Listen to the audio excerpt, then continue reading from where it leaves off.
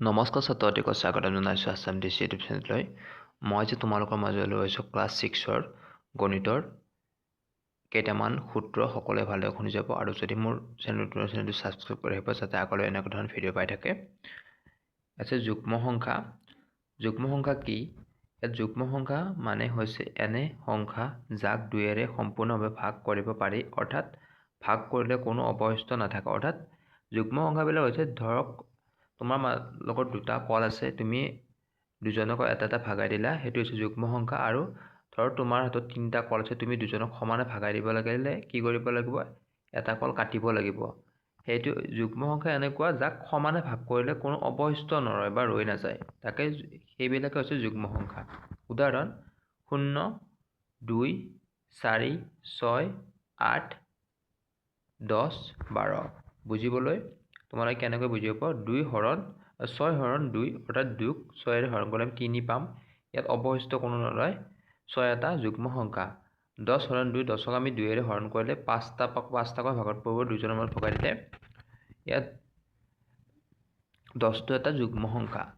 সহজ নিয়ম, যি সংখ্যাৰ শেষৰ অংক 0, 2, 4, 6 বা 8 হয় সেইবোৰ সকলো যুগ্ম সংখ্যা। ইয়াত ধৰক তোমাক দিব পাৰে 18টো দিব পাৰে, 18 দিলে ইয়াত 8 শেষৰ ফালে 8 থাকিলে এইটো যুগ্ম সংখ্যা, তোমালোকে জানি ল'বা এইটো যুগ্ম সংখ্যা হয়।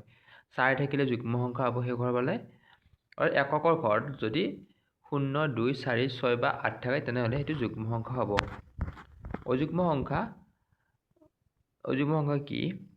অযুগ্ম মানে হৈছে এনে সংখ্যা যাক দুইৰে সম্পূৰ্ণভাৱে ভাগ কৰিব নোৱাৰে, অৰ্থাৎ সহজভাৱে ভাগ কৰিব নোৱাৰে, অৰ্থাৎ ভাগ কৰিলে অৱশিষ্ট নাথাকে, অৱশিষ্ট ৰৈ যায়। যেনে উদাহৰণ 1, 3, 5, 7, 9, 11, 13।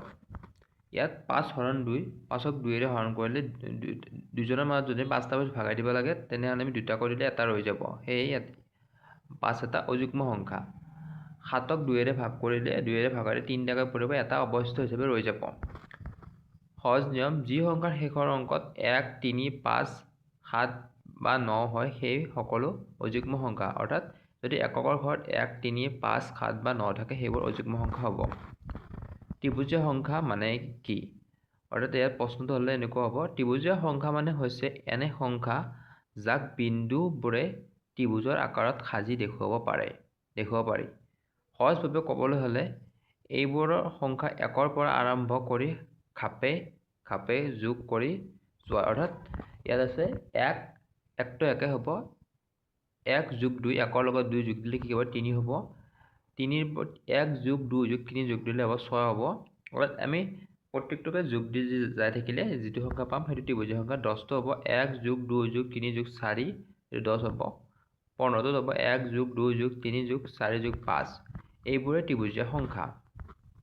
বৰ্গ সংখ্যা মানে হৈছে এনে সংখ্যা যাক একেটা সংখ্যাকে নিজেৰে গুণ কৰি পোৱা যায়।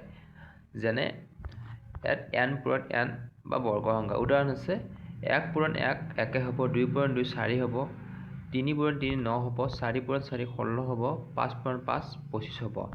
এইবোৰে বৰ্গ সংখ্যা।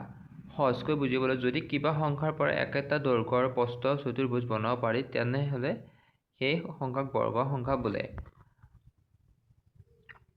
অন্যভাৱে ক'বলৈ ক'লে 1, 4, 9, 16, 25, 34, 49 সকলো বৰ্গ সংখ্যা। অৰ্থাৎ বৰ্গ সংখ্যাবোৰ হৈছে এনেকুৱা 7, 7 গুণ 49 ইয়াত আছে, 6, 6 গুণ 34, 5 গুণ 25 এনেকৈ পূৰণ কৰিলে যিটো পোৱা যায় সেইবোৰকে বৰ্গ সংখ্যা বোলে। ঘন সংখ্যা মানে হৈছে এনে সংখ্যা যাক একেটা সংখ্যাক 3বাৰ গুণ কৰিলে পোৱা যায়। যেনে n পূৰণ n পূৰণ সমান ঘন সংখ্যা। উদাহৰণ আছে 1 পূৰণ 1 পূৰণ 1 একে হ'ব, 2 পূৰণ 2 পূৰণ 2 8 হ'ব। ইয়াত 2 2 গুণ 4, 4ক 2ৰে পূৰণ কৰিলে 8 হ'ব। 3 পূৰণ 3, 3 পূৰণ 3 9 হ'ব, 9ক আকৌ 3ৰে পূৰণ কৰিলে 27 হ'ব। 4 পূৰণ 4 পূৰণ 4 অৰ্থাৎ 4 4 গুণ 16, 16ক 4ৰে পূৰণ কৰিলে 64 হ'ব। 5 পূৰণ 25, 25ক 5ৰে পূৰণ কৰিলে 125 হ'ব। এইবোৰে ঘন সংখ্যা। সহজকৈ বুজিবলৈ, যদি কিবা সংখ্যাৰ পৰা এটা ঘনকৰ বনাব পাৰি স্পষ্ট উচ্চতা থাকে তেনে সেইবোৰ ঘনসংখ্যা বোলে ঘনসংখ্যা হয়। উদাহৰণে 1, 8, 27, 64, 125, 216 এইবোৰ ঘনসংখ্যা। বিৰাহাংক সংখ্যা মানে হৈছে এনে সংখ্যা যাৰ কেৱল দুটা ভাগকাৰী থাকে, 1 আৰু সেই সংখ্যাটো নিজেই। অৰ্থাৎ সেই সংখ্যাবোৰক 1 আৰু নিজৰ বাহিৰে আন কোনো সংখ্যাৰে নিষেধ কৰিব নোৱাৰি। 2, 3, 5, 7, 11, 13 আৰু 17 বুজিবলৈ 5 আৰু 5ৰে ভাগ হয় সেই বিৰাহাংক সংখ্যা। 7 আৰু 7ৰে শেষ হয় বিৰাহাংক সংখ্যা। 1, 2, 3, 6ৰে ভাগ হয় সেয়ে বিৰাহাংক নহয়। গুৰুত্বপূৰ্ণ কথা, 1 বিৰাহাংক সংখ্যা নহয়, 2 একমাত্ৰ যুগ্ম বিৰাহাংক সংখ্যা।